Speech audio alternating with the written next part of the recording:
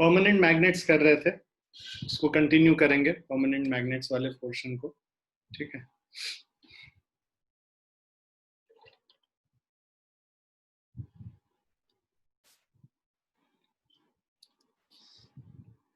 पहला क्वेश्चन देखिए, a bar magnet is demagnetized by inserting it inside a solenoid of length 0.2 metre. ठीक है, जो हमारे पास सोलेनॉइड है उसका लेंथ 0.2 मीटर है, 100 टर्न्स है, टोटल नंबर ऑफ टर्न्स इसमें 100 है। So L is equal to 0.2 metre, total number of turns capital L is equal to 100 turns and carrying a current of 5.2 ampere. Current I is equal to 5.2 ampere. अब coercivity of the bar magnet. So coercivity, ठीक है, coercivity क्या होता है आप लोग को पता है? coercivity हिस्टेरेसिस लूप याद है आप लोग को? हाँ जी बच्चों, इस सिलेबस से हट गया है तो आप लोग जो है उसको ध्यान से सुने ही नहीं, इसलिए मैंने पढ़ाया भी था जिससे आप लोग को मतलब ये रहे कि भाई हम लोग को कोअर्सिविटी क्या होता है। अगर हम लोग हिस्टेरेसिस लूप बनाए, देखो कभी भी कोई क्वेश्चन आएगा तो इसी तरह से सबसे पहले तो जो गिवन है वो देख के और उसके बाद फिर हम लोग ये चेक करेंगे, ठीक है, ये हमारा हिस्टेरेसिस लूप है लेट्स से, राइट। अब इसमें क्या है, ये जो जब तुम देखो पहले यहां से स्टार्ट करते हैं, राइट, तो यहां से जब मैग्नेटाइज करेंगे और जब डीमैग्नेटाइज करते हैं तो जब इवन दो बी जीरो हो जाता है, तुम बेसिकली ये जो हिस्टेरेसिस लूप का जो कर्व है, राइट, सो बी वर्सेस एच है, ठीक है, तो बी वर्सेस एच ग्राफ बनाते हैं, बी एच ग्राफ है basically. So magnetic field B और मैग्नेटिक इंटेंसिटी एच के अगेंस्ट ये ग्राफ होता है। तो इवन दो जब एच जीरो हो जाएगा तो भी there will be some amount of B which will be there residual, तो इसको तो हम लोग रिटेंटिविटी कहते हैं। ये जो है रीजन, मतलब अगर इस पॉइंट को O लिखें और ये B हो गया और लेट्स से ये C हो गया, ये A है, ये D है और ये E है, और ठीक है। अब जो ये B और O का जो हाइट है, OB का जो हाइट है, OB, दिस रिप्रेजेंट्स रिटेंटिविटी, कितना रिटेंशन है बेसिकली, ठीक है। और ये जो OC वाला जो डिस्टेंस है ये है कोअर्सिविटी, ठीक है। तो ये आईआईटी में आया हुआ क्वेश्चन है, इसीलिए और भी इम्पोर्टेंट हो जाता है कि ये सब चीज समझना। तो ये था रिटेंटिविटी, ये है कोअर्सिविटी। तो अगर डेफिनेशन हम रिटेंटिविटी का आपको बताएं तो रिटेंटिविटी कहता था कि the value of magnetic induction B left in the specimen when the magnetising force is reduced to zero is called retentivity. तो ये जो H है जो कि मैग्नेटिक इंटेंसिटी है, तो इसको तुम जीरो कर दोगे तो भी जो इसमें मैग्नेटिक, ठीक है, मैग्नेटिक इंडक्शन जो इसमें रिमेनिंग है, B का वैल्यू जो रिमेनिंग है वो हमारा रिटेंटिविटी है ना। तो retentivity is remaining magnetic field, ठीक है, इसको ऐसे भी समझ सकते हैं। सो B लेफ्ट, राइट, या B remaining when H is equal to 0, ठीक है। और कोअर्सिविटी का डेफिनेशन देखो, तो कोअर्सिविटी बेसिकली क्या है कि to reduce the residual magnetism or retentivity to zero we have to apply a magnetizing force in opposite direction। तो इसको जीरो करने के लिए हम लोग को H को opposite direction में लगाना होता है। This value of magnetizing force is coercivity of the material। So coercivity का मतलब H required, ठीक है, जो मैग्नेटाइजिंग फोर्स या मैग्नेटिक इंटेंसिटी जिसको हम लोग कहते हैं, ठीक है। So H required in opposite direction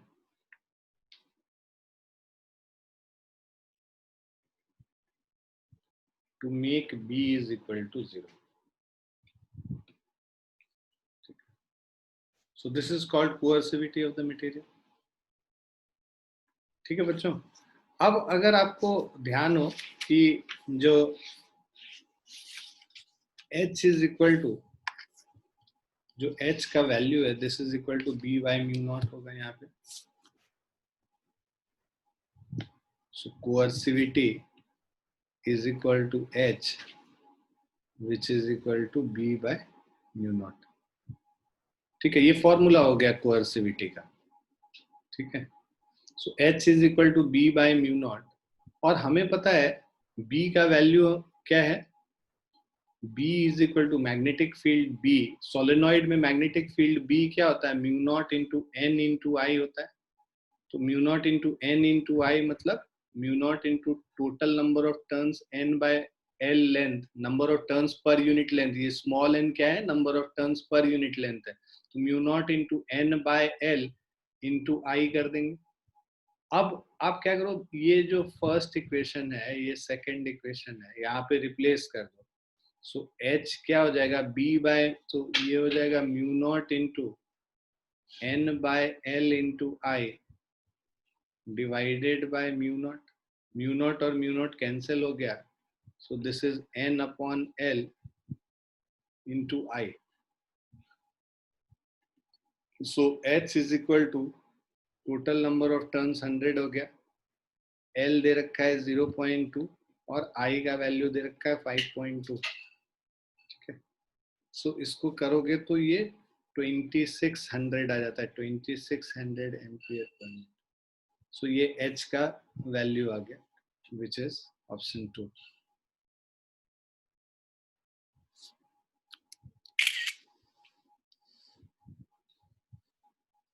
clear है बच्चों? Yes sir. Yes sir. तो कोई भी क्वेश्चन है उसके आगे पीछे का पूरा सब कॉन्सेप्ट को जोड़ते हुए, तो ये हिस्टेरेसिस लूप पे बेस्ड क्वेश्चन था, कोअर्सिविटी के बारे में पूछा था। तो पहले तुमको तो हिस्टेरेसिस लूप समझ में आना चाहिए था कि क्या होता है कोअर्सिविटी, उसके बाद फॉर्मूला पे आएंगे। कुछ बच्चे हैं डायरेक्टली फॉर्मूला अप्लाई कर लेते हैं कि ये फॉर्मूला हमको पता है, इसको पता है। समझ के करोगे तो कभी नहीं भूलोगे, मेरा ये मानना है। तो it is always necessary to understand the thing before doing it.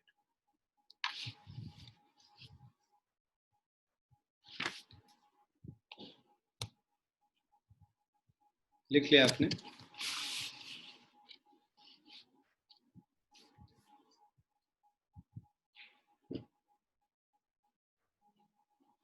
Yes sir.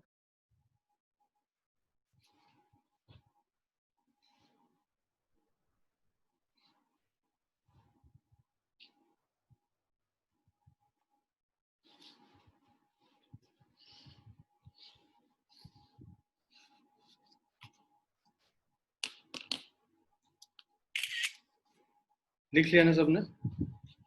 Yes sir. अब सेकंड क्वेश्चन पे आते हैं। ये सब थोड़ा टिपिकल क्वेश्चन है, इसीलिए आप लोग को हम अटेम्प्ट करने के लिए नहीं दे रहे, राइट? क्योंकि ये सब क्वेश्चंस को, सब क्वेश्चन में थोड़ा अलग ही कॉन्सेप्ट है basically.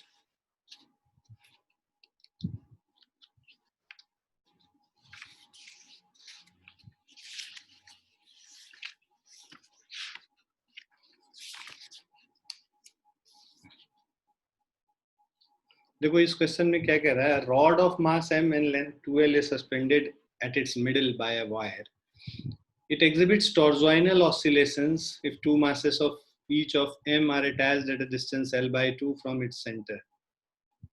On both sides, it reduces the oscillation frequency by 20%. The value of ratio m by m is equal to. तो अब ये देखो,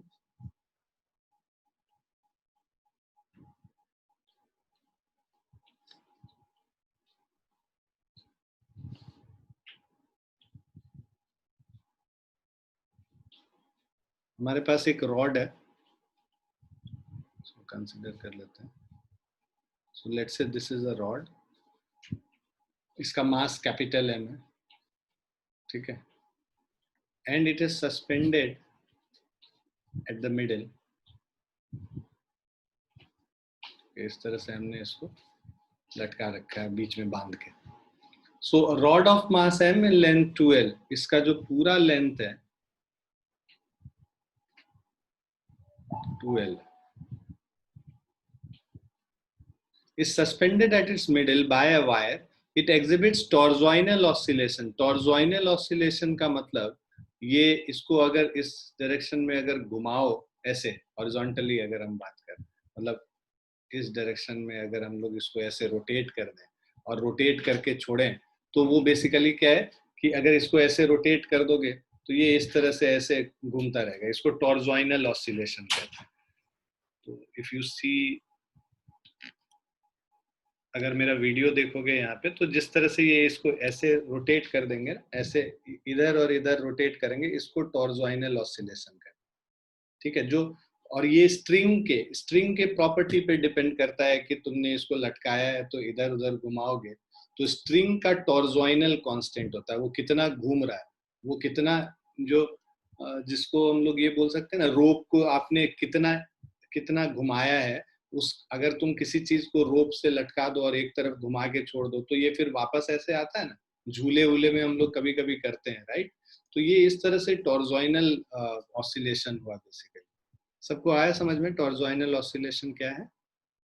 Yes, sir. Yes, sir. क्योंकि हम लोग एसएचएम अभी नहीं पढ़े हैं ना, तो थोड़ा सा वो समझना तुम लोग को जरूरी है टॉर्जोइनल ऑसिलेशन किसको कहते हैं. तो इसमें क्या होता है, वहां पे जैसे हम लोग एसएचएम में एक्स डिस्टेंस से मूव करते हैं, तो लेट्स से आप इसको ये मानो कि यहाँ पे मीन पोजीशन है, मीन पोजीशन से आपने इसको एक्स डिस्टेंस डिस्प्लेस किया है, तो ये वापस इधर आएगा और मीन पोजीशन के अबाउट ऐसे ऑसिलेट करता है. ये लीनियर एसएचएम, ठीक है.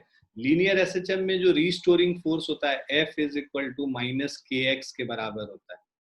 याद है आप लोग को? Yes, sir. और यहाँ पे फिर हम लोग टाइम पीरियड वगैरह निकालते हैं. जो टॉर्जोइनल ऑसिलेशन होता है, ठीक है, टॉर्जोइनल ऑसिलेशन में मतलब आपने कुछ किसी चीज को ऐसे रोटेट किया, तो आपने अगर जो टॉर्जोइनल कांस्टेंट k है, तो torque is equal to minus of k into theta होगा बेसिकली. ठीक है. ये टॉर्जोइनल ऑसिलेशन का की वजह से जो टॉर्क है उसको निकालते हैं, और k जो है टॉर्जोइनल कांस्टेंट कहते हैं. यहाँ पे फोर्स कांस्टेंट है, इसको टॉर्जोइनल कांस्टेंट कहते हैं.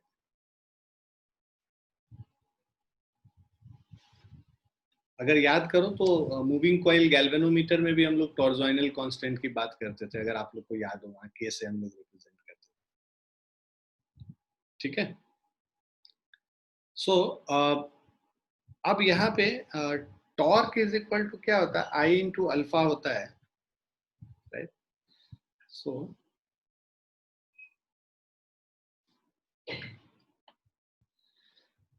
Torque is equal to I alpha है.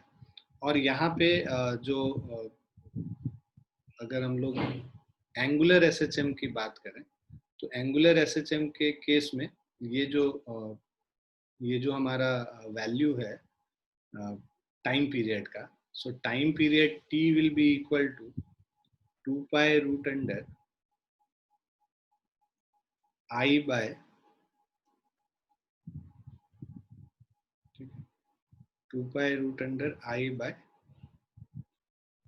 जो मोमेंट ऑफ इनर्शिया है, राइट.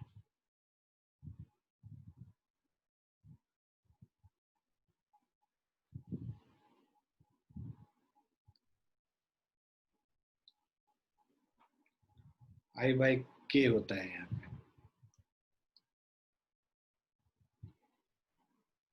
ठीक है.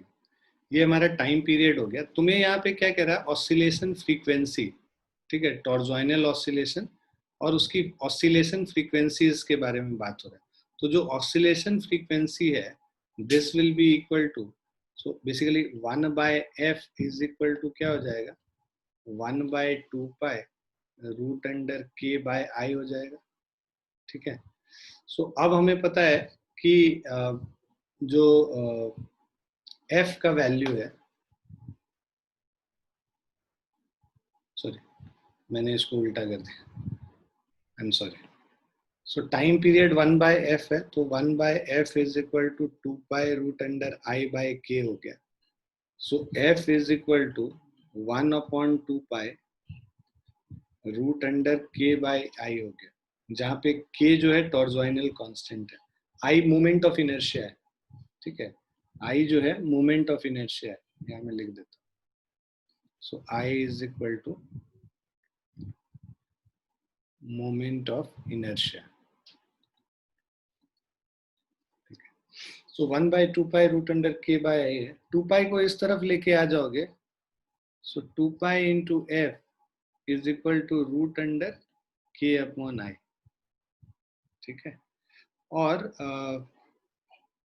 इससे हम लोग क्या कर सकते हैं, ओमेगा, एंगुलर फ्रीक्वेंसी ओमेगा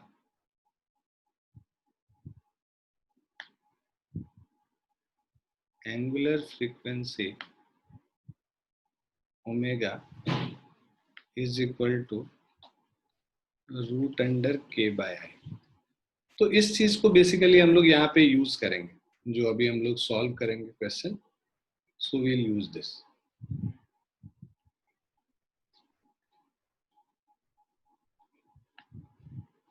ये कहीं पे लिख लेना, ठीक है। ये टॉर्क है, I इंटू अल्फा है, अल्फा एंगुलर एक्सेलरेशन है, और ये टाइम पीरियड है। अब इसको यहाँ पे हम लोग यूज करते हैं।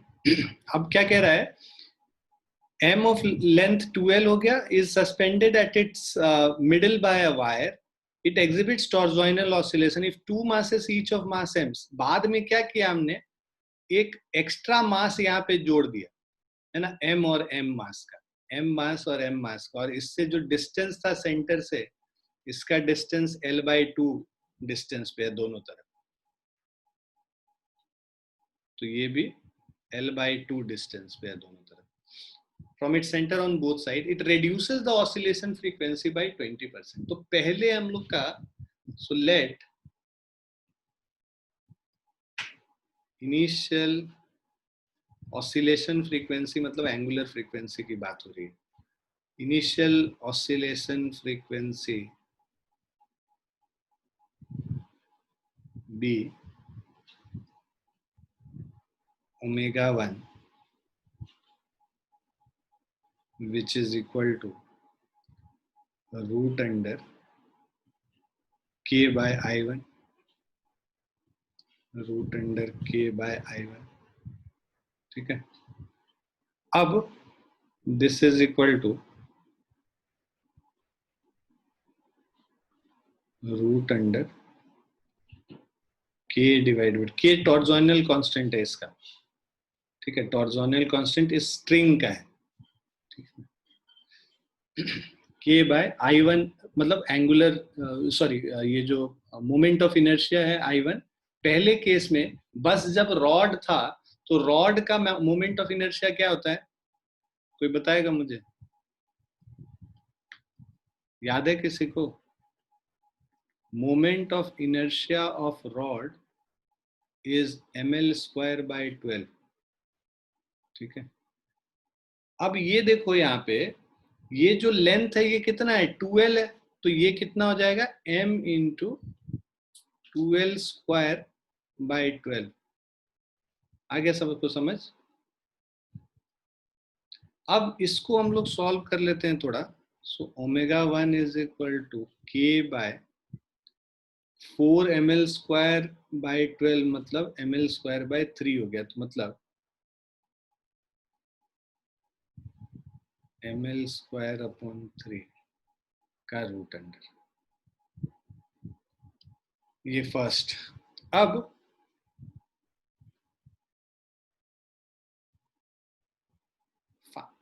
Oscillation frequency, so final oscillation frequency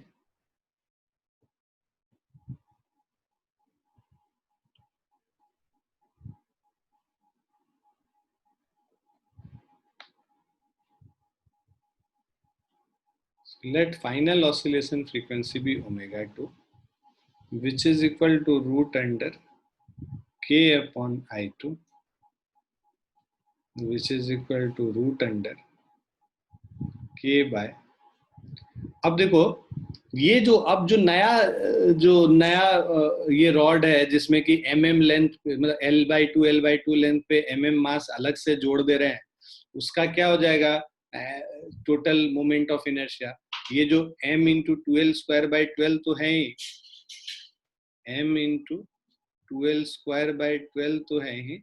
इसके अलावा एक इस मास के वजह से जो मोमेंट ऑफ इनर्शिया होगा दैट इज mL/2 का होल स्क्वायर प्लस दूसरे मास के वजह से जो है m into, so this is equal to m into L/2 का होल स्क्वायर. इसको सॉल्व करते हैं. So we will have root under k divided by m capital L square by 3 ml square by 4 plus ml square by 4, तो ये 2ml square by 4 ml square by 2 हो गया. Small m l square by 2, ये capital M है. हम लोगों को ratio निकालना है. अच्छा, एक और चीज कि ये जो ऑसिलेशन फ्रीक्वेंसी कितना हो जा रहा है, इट रिड्यूसेस बाय 20%. तो ये जो ओमेगा 2 है this is equal to 0.8 times of omega 1. 20% से रिड्यूस हो गया, तो ओमेगा 1 में 20% रिड्यूस करोगे तो 0.8 ओमेगा 1 आएगा. So this is equal to 0.8 times k by ml square by 3. अब आप क्या करो कि ये k और इस k को कैंसिल कर दो, राइट. अब इसको सॉल्व करना है. इसको पहले लिख लो, इतना लिख लिया तुम लोगों ने? Yes, sir. हाँ, क्योंकि हम लोग को इसको रब करना पड़ेगा थोड़ा सा और अरेंज कर लेते हैं and then we will see. So this is equal to omega 2 means 1 by, so this will be 2 ml square plus 3 ml 6, और दोनों तरफ स्क्वायर भी कर दो, तो ये हमारा हो जाएगा 6 divided by 3 ml square plus 2 ml square plus 3 small ml square is equal to, square करने पे 0.64 into 3 bye ml square.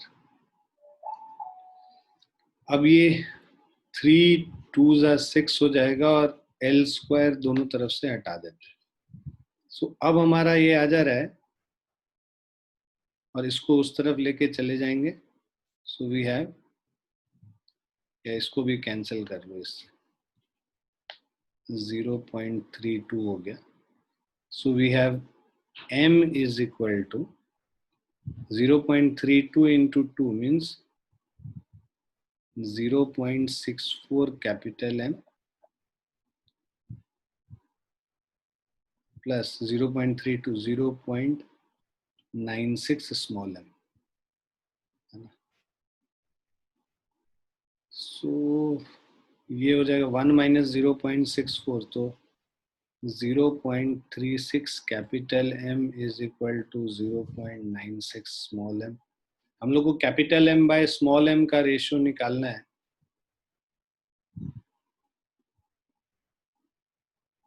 So capital M by small m is equal to 0.96 by 0.36. नहीं, small m by capital M निकालना है ना. Small m by capital M,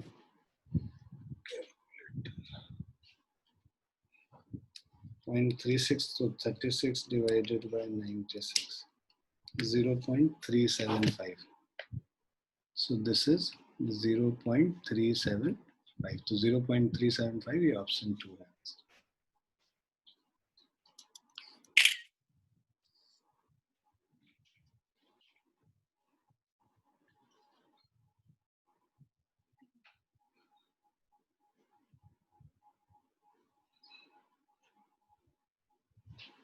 clear है बच्चों? Yes, sir. Yes, sir.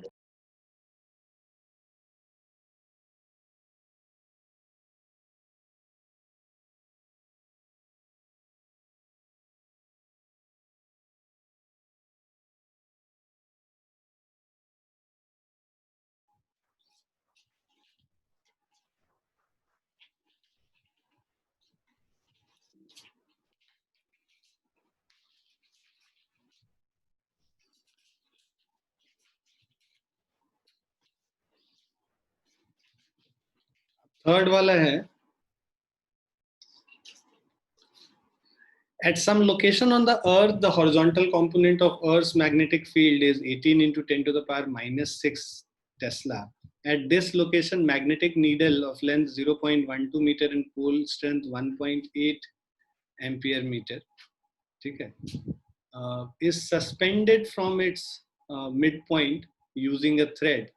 It makes 45-degree angle with the horizontal in equilibrium. To keep this needle horizontal, the vertical force that should be applied at one of its ends is equal to. तो ये देखो, हम लोगों ने देखा था, ये हमारा मैग्नेटिक नीडल है. ये हम लोग जो अर्थ का मैग्नेटिक फील्ड कर रहे थे तो उस समय हम लोगों ने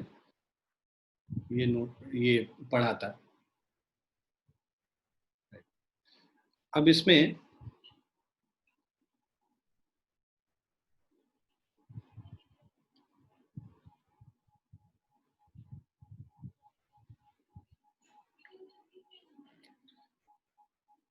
ये जो है ये अर्थ का हॉरिजॉन्टल मैग्नेटिक फील्ड है H, ठीक है, और ये नेट मैग्नेटिक फील्ड है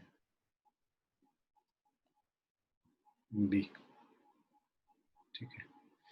Now at some location on the earth the horizontal component of earth's magnetic field is 18 into 10 to the power minus 6 tesla. So ये जो horizontal component BH कर लो मान लो is equal to 18 into 10 to the power minus 6 tesla.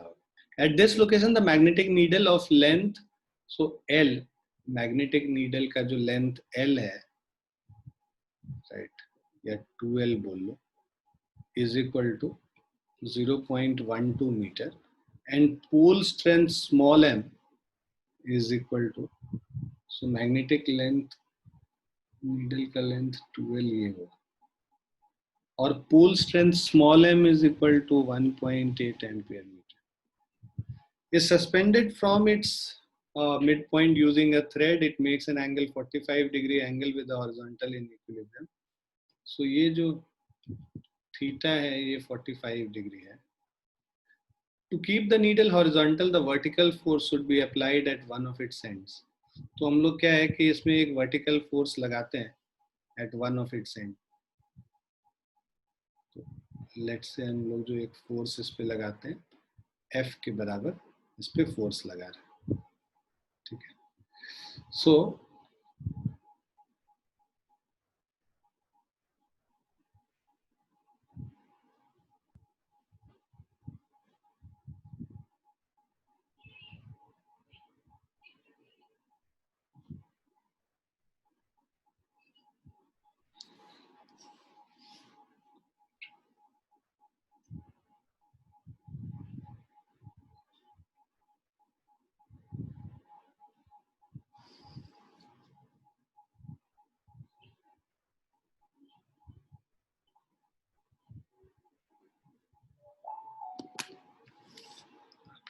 जो torque है, अब देखो ये जो है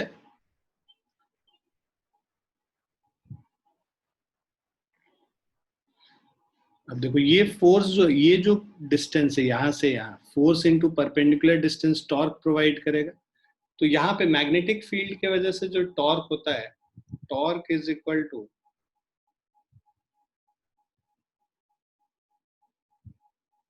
बिकॉज ये इस डायरेक्शन में है और इसका लेंथ इसके अलोंग है, तो जो इस पे टॉर्क लगेगा मैग्नेटिक फील्ड की वजह से, torque due to magnetic field is equal to, या इसको लिख लो,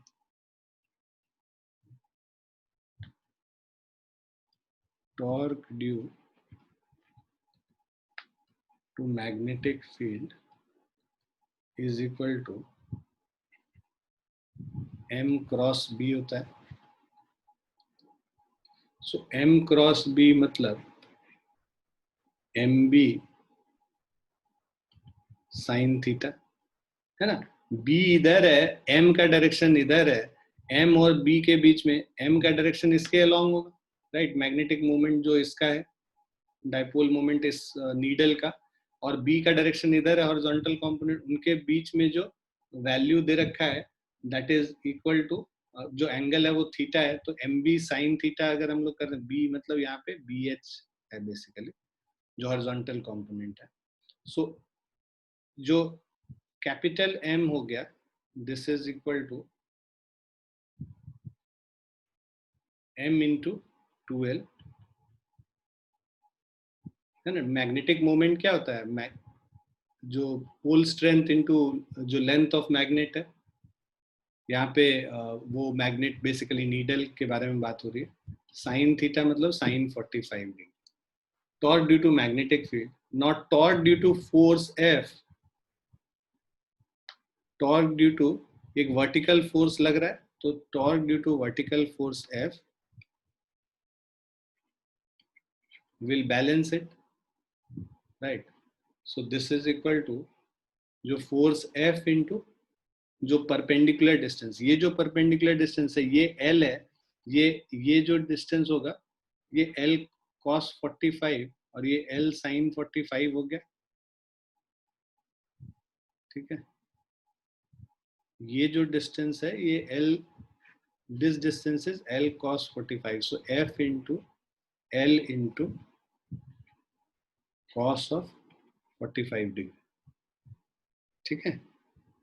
सो this will be equal to F into L into 1 by root 2।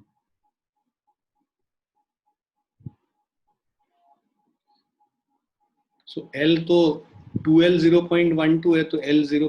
तो इन दोनों को इक्वेट कर दो फ्रॉम 1 and 2। तो हॉरिजॉन्टल रखने के लिए इसको, to keep this horizontal,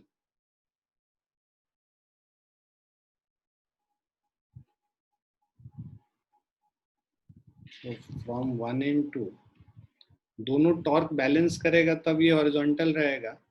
so this is equal to m into 2L into sin 45 degree is equal to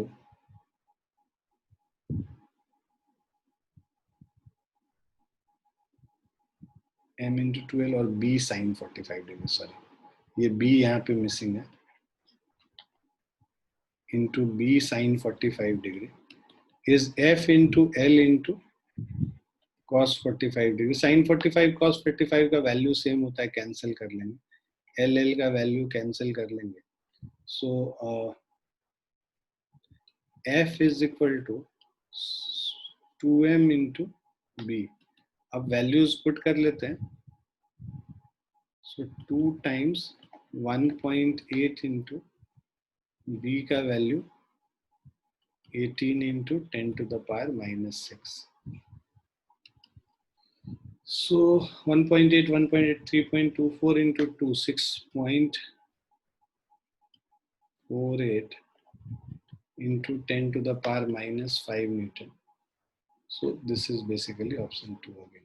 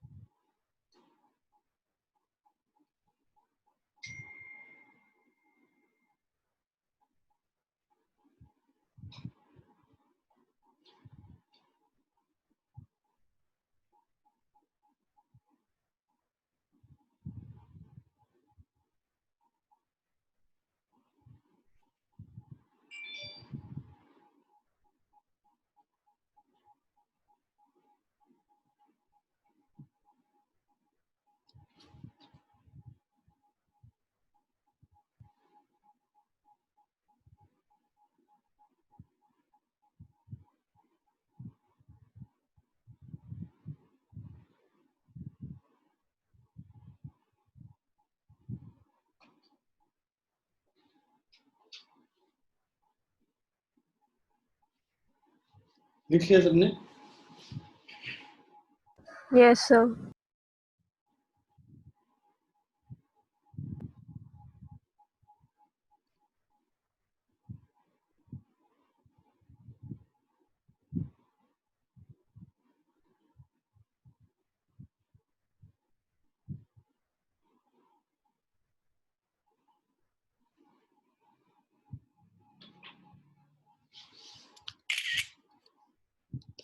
next question आते हैं। कह रहा है a hoop and a solid cylinder.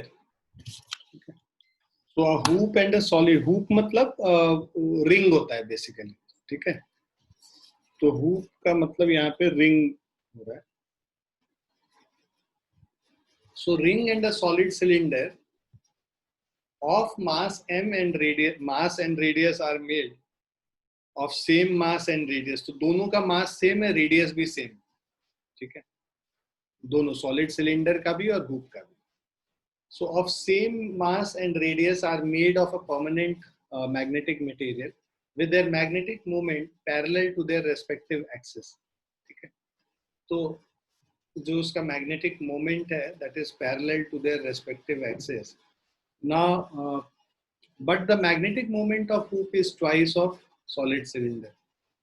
So magnetic moment of hoop is twice of solid cylinder। They are placed in a uniform magnetic field in such a manner that their magnetic moments make a small angle with the field। If the oscillation period of hoop and cylinder are Th and Tc respectively, then find a relation of this। So देखो time period, ये हम लोगों ने जब एक अभी जब magnets का जो कर रहे थे तो वहां पे torque on a bar magnet in a magnetic field जब पढ़ रहे थे तो उसमें हम लोगों ने ये किया था कि time period t is equal to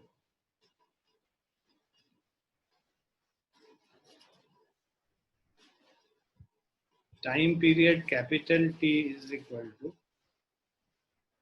2 pi root under I upon mb, where m is the magnetic dipole moment, I is moment of inertia and capital B, ठीक है, capital B is magnetic field। सो यहाँ मैं लिख भी देता हूँ, I हमारा यहाँ पे मोमेंट ऑफ इनर्शिया है,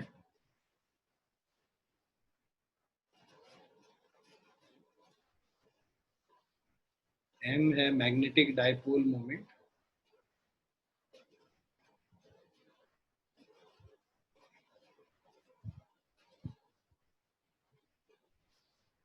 और B जो है मैग्नेटिक फील्ड।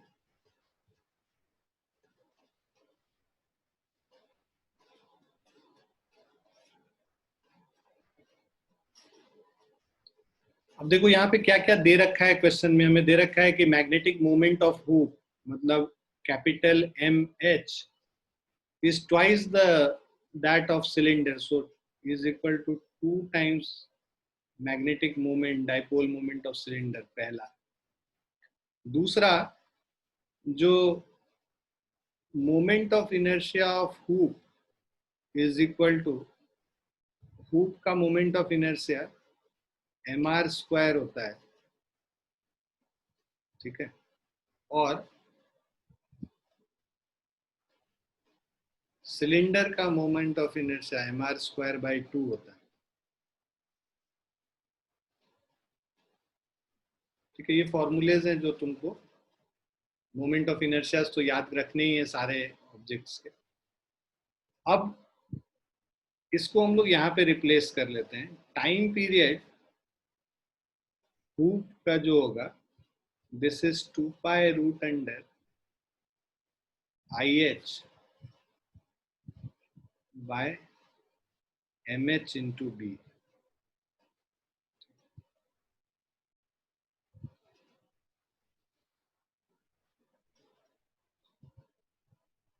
सो इसको रिप्लेस कर लो,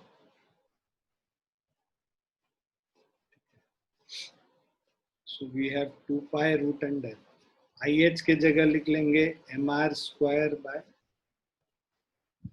mh into b, और time period of cylinder is equal to 2 pi root under moment of inertia of cylinder, magnetic dipole moment of cylinder into b. So this is 2 pi root under ये moment of inertia cylinder का mr²/2, ठीक है, mr²/2 into mc into b. अब mh is equal to twice of mc है, यहाँ पे replace कर लो, तो ये क्या हो गया हमारा 2 pi root under mr²,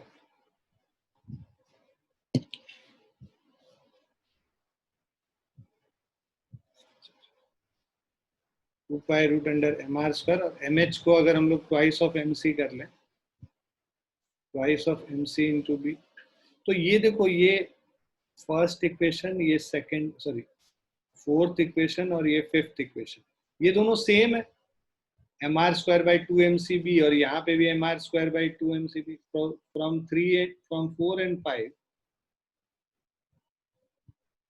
we have time period of hoop is time period of oscillation of hoop is equal to time period of oscillation of cylinder.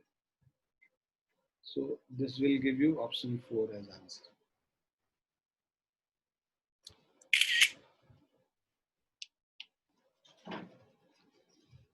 ये सब जो फॉर्मूले लिख रहे हैं, ये सारे फॉर्मूलेज एक जगह तुम्हारे होने चाहिए लिखे हुए, ठीक है, एक एक करके ही होगा, एक बार में सोचोगे पूरा चैप्टर का लिख ले तो वो पॉसिबल नहीं.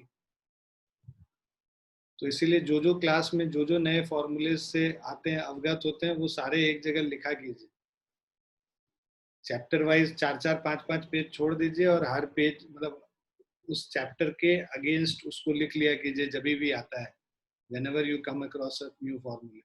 तो इससे क्या है कि पूरे साल में एक कॉपी तैयार हो जाएगी, जो कि चैप्टर वाइज आपको फॉर्मूले मिल जाएंगे वहां एक जगह.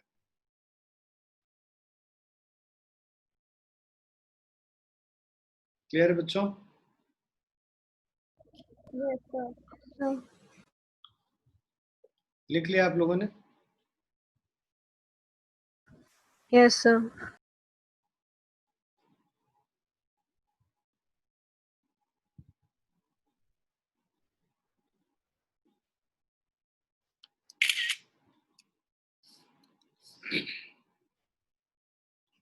अब ये magnetic substance in the form of a cube with sides 1 centimeter has a paramagnetic substance, a paramagnetic substance in the form of a cube with sides 1 centimeter has a magnetic dipole moment 20 into 10 to the power minus 6.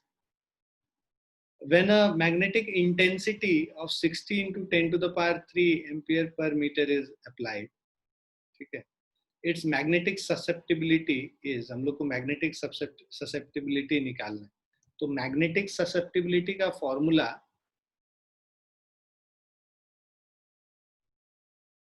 magnetic susceptibility is x xm is equal to I by h, ठीक है. So magnetic susceptibility का ये जो formula है, this is equal to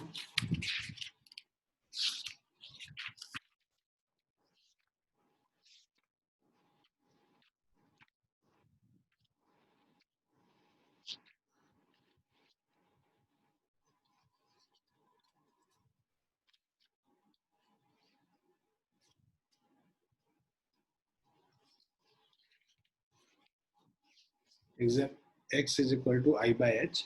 अब ये जो I है, this is intensity of magnetization, है ना. I जो है, I stands for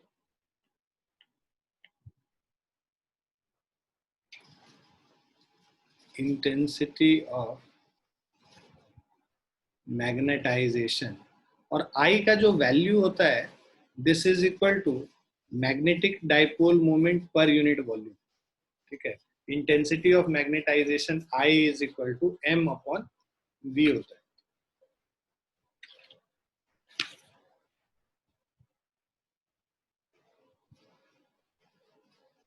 So intensity of magnetization हम लोगों ने पढ़ा था is defined as the magnetic moment per unit volume of the material placed in the magnetizing field. So I is equal to magnetic moment, dipole moment by volume V, right? So देखो magnetic dipole moment तुमको दे रखा है यहाँ पे, और volume V तो हम लोग निकाल लेते हैं पहले I का वैल्यू.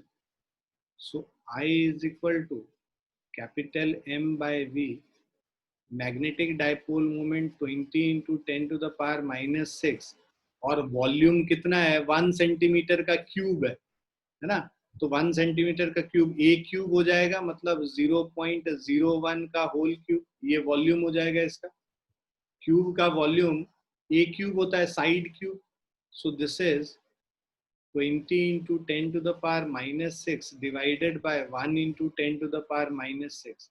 इन दोनों को कैंसिल कर देंगे तो I का वैल्यू हमारा 20 आ गया.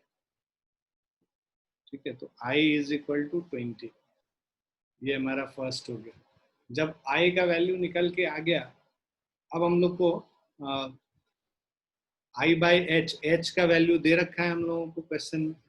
सो magnetic susceptibility is I upon H, that is 20 upon H कितना है 60 into 10 to the power 3. So this is 3.33 10 to the power -4. So this is the value of magnetic susceptibility. So 3.33 10 to the power -4, option 3.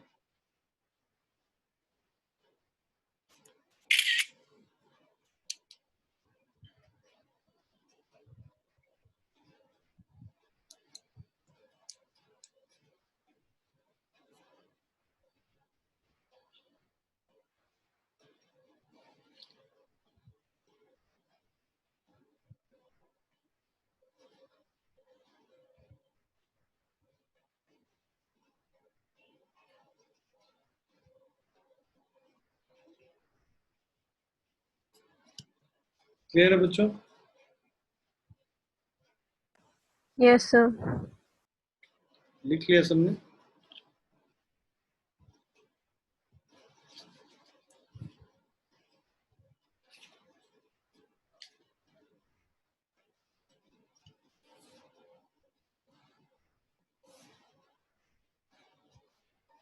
लिख लिया बच्चों? Yes, sir.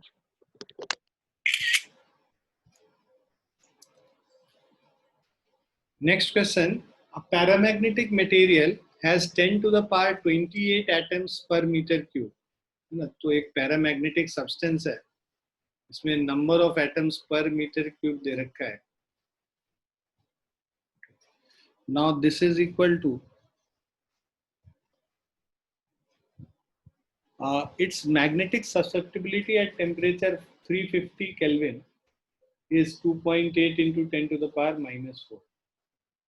हमें इसका susceptibility 300 kelvin पे निकालना. हमें पता है मैग्नेटिक क्यूरी लॉ क्या कहता है, magnetic susceptibility. So by Curie's law in magnetism,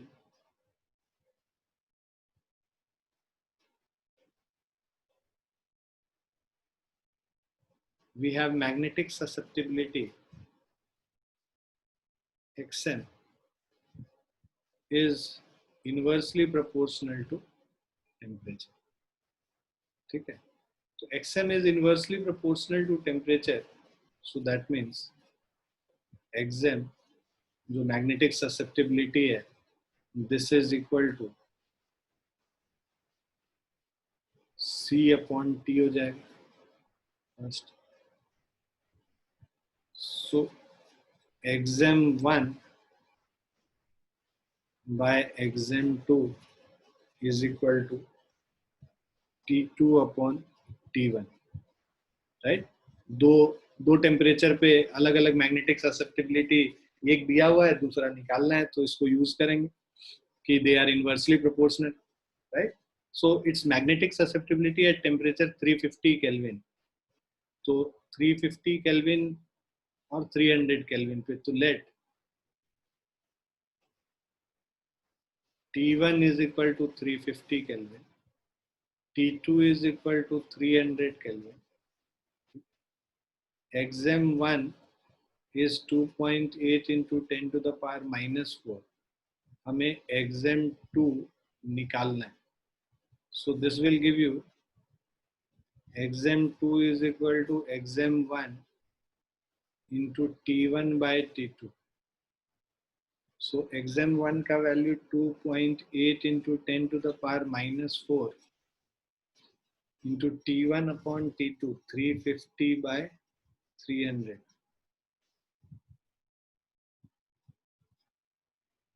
Okay, 2.8 into 7 by 6.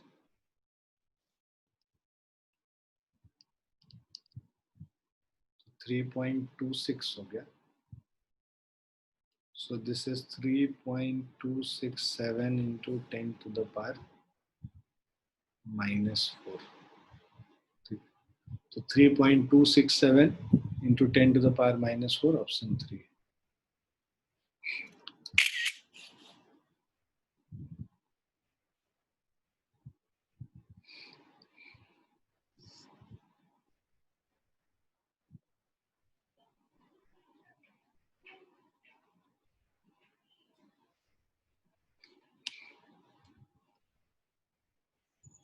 Clear है बच्चों? Yes, sir.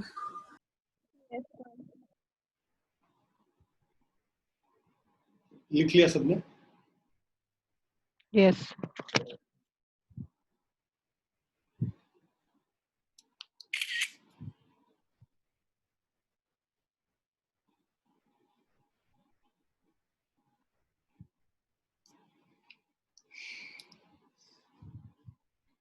Correct. Two magnetic dipoles X and Y are placed at a separation D. ठीक है, दो डाइपोल है, magnetic dipole. This is placed at a separation D.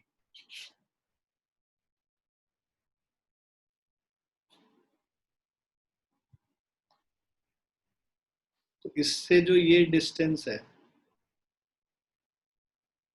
ये distance D by 2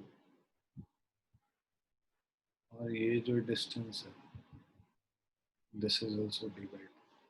So two magnetic dipoles X and Y are placed at a separation D with their axes perpendicular to each other.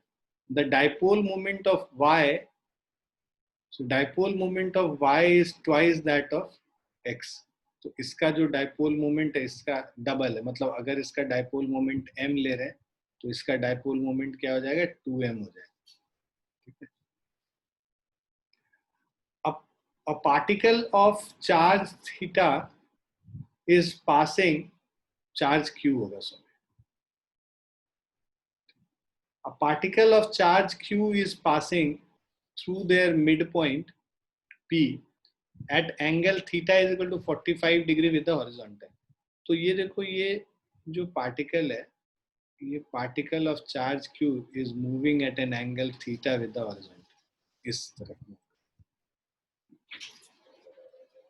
As shown in the figure, what would be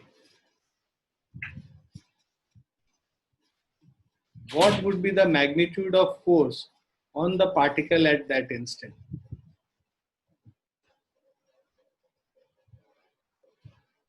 तुम लोग को निकालना है इसका कि magnitude of force on a particle at that instant.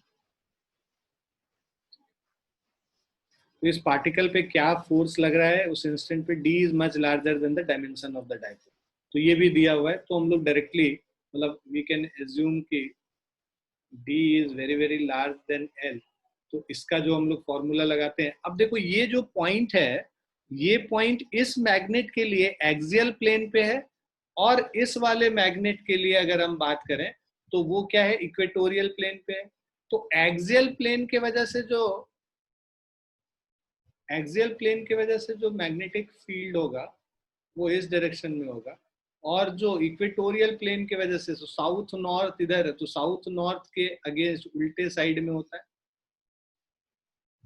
तो ये हो जाएगा एक्सियल प्लेन में मैग्नेटिक फील्ड बी एक्सियल, और ये हो जाएगा जो हमारा राइट बी एक्सियल और बी इक्वेटोरियल. ठीक है। और बी एक्सियल मतलब इसको हम लोग मान लेते हैं, लेट्स से इसको B1 मान लेते हैं, जो एक्सियल प्लेन पे है इसको B1 मान लेते हैं, और ये वाला जो है इसको B2 मान लेते हैं। ठीक है।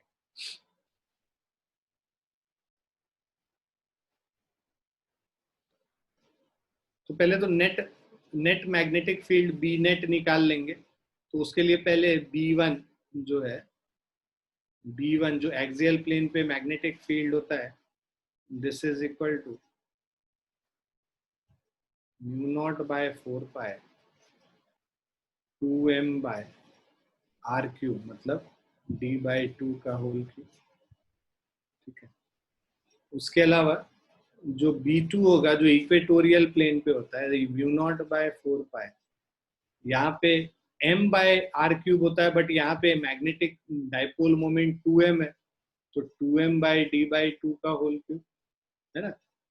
मैग्नेटिक फील्ड एक्सियल प्लेन पे mu naught by 4 pi 2m by R cube होता है। तो यहाँ डाइपोल मोमेंट m था फर्स्ट वाले केस में, इस वाले का डाइपोल मोमेंट m है, और यहाँ पे डाइपोल मोमेंट 2m है, तो mu naught by 4 pi m by R cube जो होता है, तो यहाँ पे 2m यूज करेंगे क्योंकि डाइपोल मोमेंट 2m है, राइट। तो ये दोनों देखो बराबर है, 2m बाई D/2 का होल क्यूब, यहाँ पे भी 2m बाई D/2 का whole cube, so B1 is equal to B2 है, दोनों इक्वल है, right. So since B1 is equal to B2, right, so B net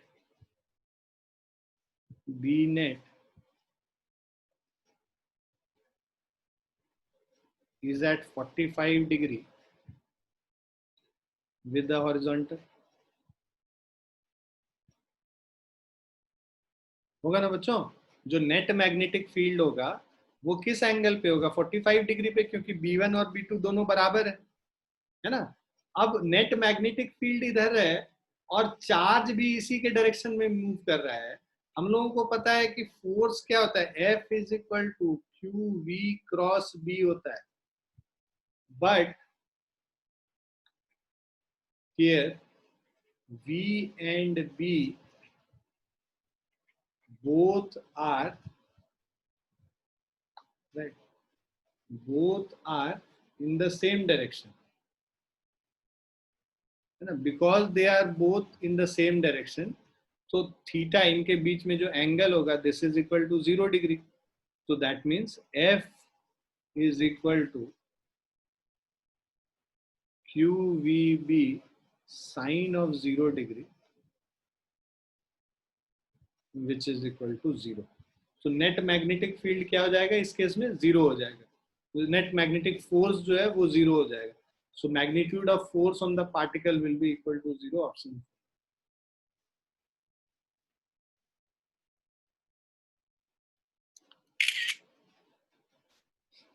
clear बच्चों? Yes, sir.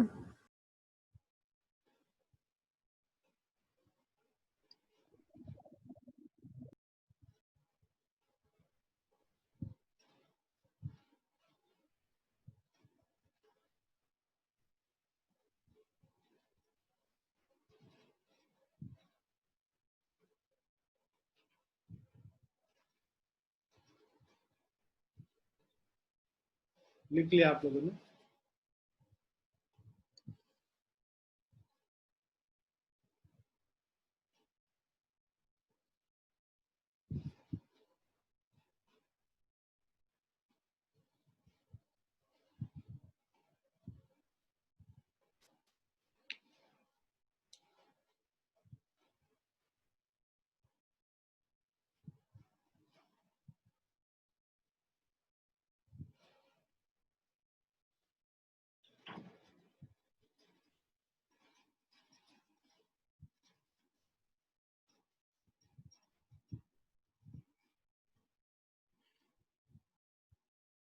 लिख लिया आप लोगों ने? Yes, sir. Yes, sir.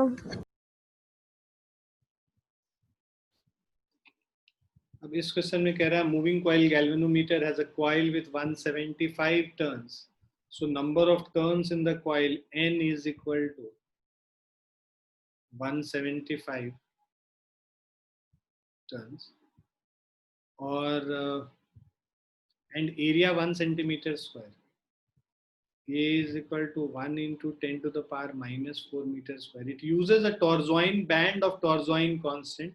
Torsion constant K is equal to 10 to the power minus 6. The coil is placed in a magnetic field B parallel to its plane. Okay. So magnetic field B parallel to its plane है.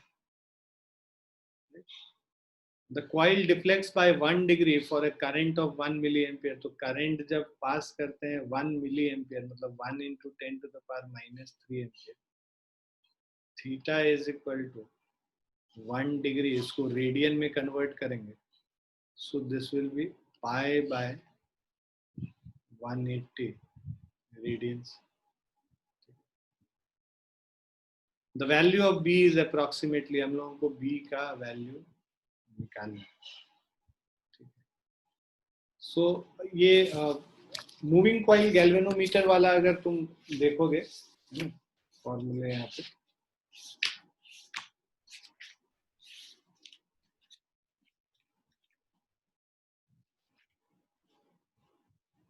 Moving coil galvanometer में your I is equal to current जो हम लोग measure करते हैं आई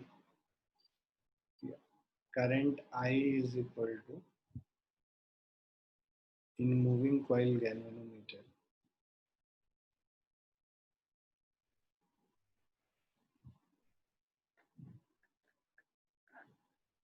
I is equal to K by NBA into theta number of turns total. ठीक है फिर से लिख देते हैं K by NBA into theta. So values put कर लो K का वैल्यू 10 to the power. अब हम लोगों को B का वैल्यू निकालना है तो B is equal to K by I into N into A into theta. So that means B is equal to K का वैल्यू है 10 to the power minus 6 divided by I is 1 into 10 to the power minus 3. N is 175. Area is 10 to the power minus 4. This is pi by 180. So this will be equal to ये जो value है 10 to the power minus 4 minus 3 ऊपर जाएगा 10 to the power 1 हो जाएगा pi divided by 175 into 180.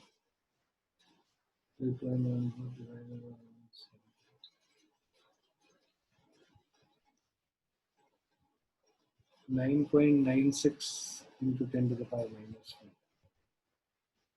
So this is 9.96 10 to the power minus 5.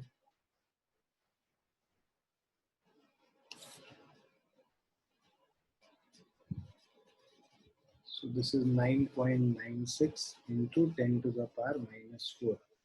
तो approximately ये देखो इसको 10 मान लेंगे तो ये 10 to the power minus 3 हो जाए. So this is option 1.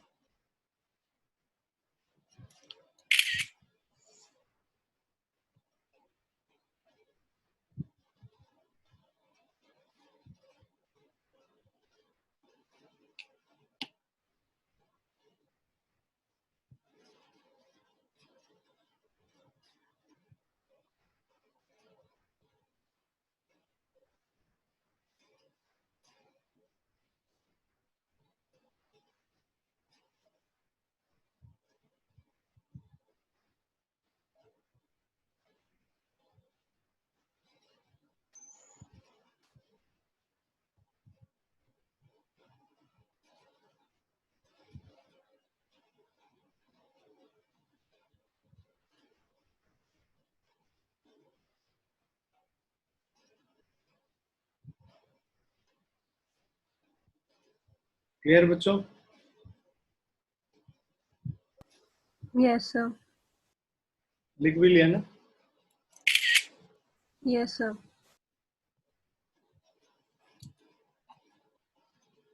देखो ये magnetic compass needle oscillates 30 times per minute at a place where the dip is 45 degree and 40 times per minute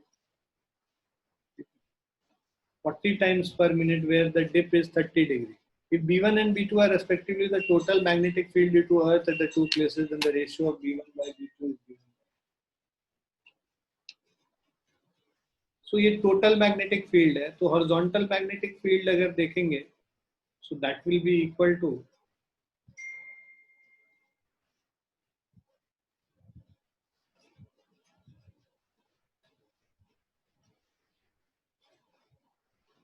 BH is equal to B1 for cos 45 degree और यहाँ पे BH1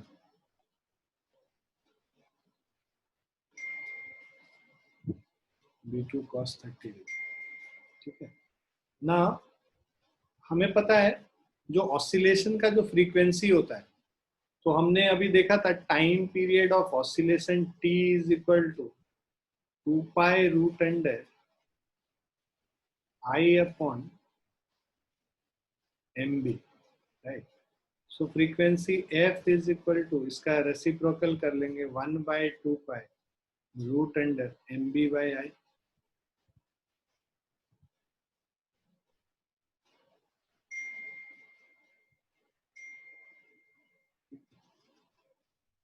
ना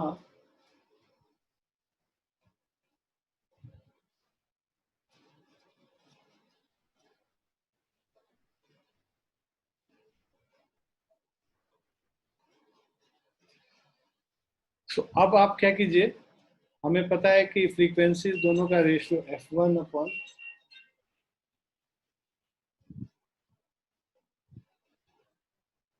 f1 upon f2 कर लेंगे.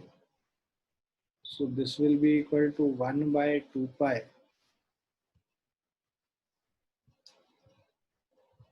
root under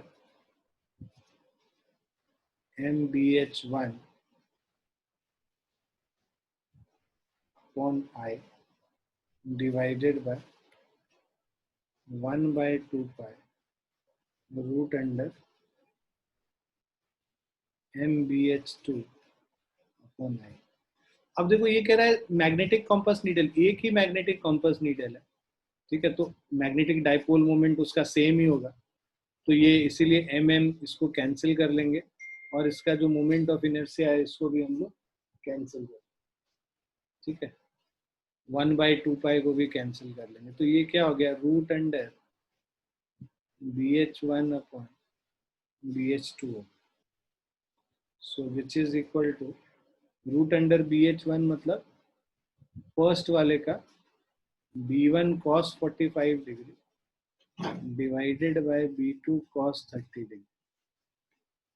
सो B1 का value हम लोगों को रेशियो निकालना है B1 और B2 का, तो this is root under B1 upon B2 into cos 45 degree, तो 1 बाय रूट 2 cos 30 डिग्री का मतलब रूट 3 बाई 2.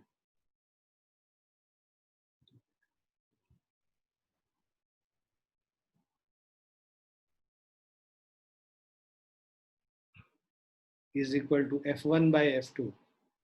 तो पहले का ऑसिलेट्स 30 टाइम और दूसरे का 40 टाइम्स है, तो this is equal to 30 upon 40 या 3 बाई 4 स्क्वायर कर देंगे इसको, सो मतलब 9 by 16 is equal to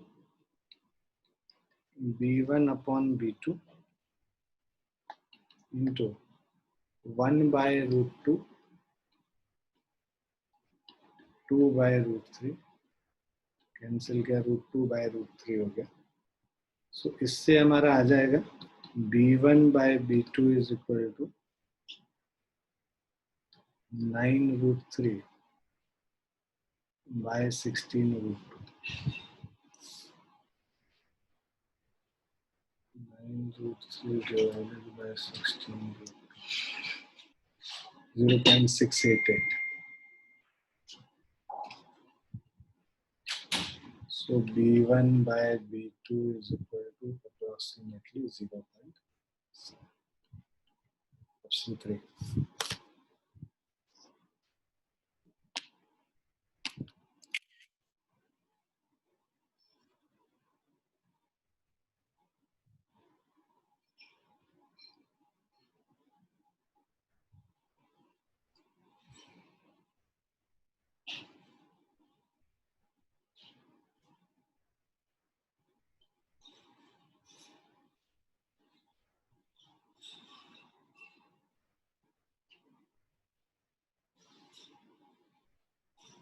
clear है बच्चों?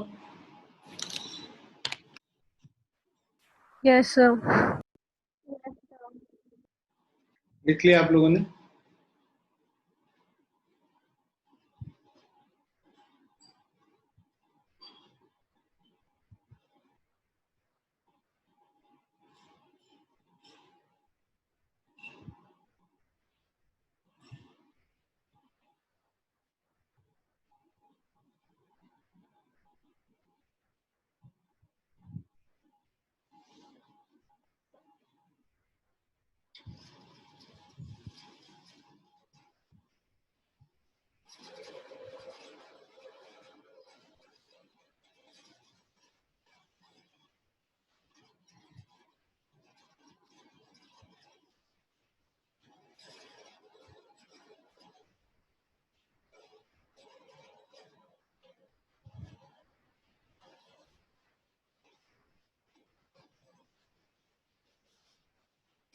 लिख लिया बच्चों? Yes, sir. Yes. ठीक है, विल स्टॉप हियर। आज हम लोग का इतना ही था। ठीक है, इसमें इतने ही क्वेश्चंस हैं जो तरह और डिफरेंट टाइप के क्वेश्चन। अब अगली क्लास में हम लोग इलेक्ट्रोमैग्नेटिक इंडक्शन स्टार्ट करेंगे, इस क्लास में जो आईआईटी वाली क्लास में करेंगे। ठीक है, तब तक हम लोग का इलेक्ट्रोमैग्नेटिक इंडक्शन वहाँ पे खत्म भी हो जाएगा। तो बिकॉज हम लोग का सारा फॉर्मूला किया हुआ होगा तो क्वेश्चन हम लोग अटेम्प्ट कर पाएंगे। ठीक है बच्चों? Yes, sir. ठीक है। Thank you, sir.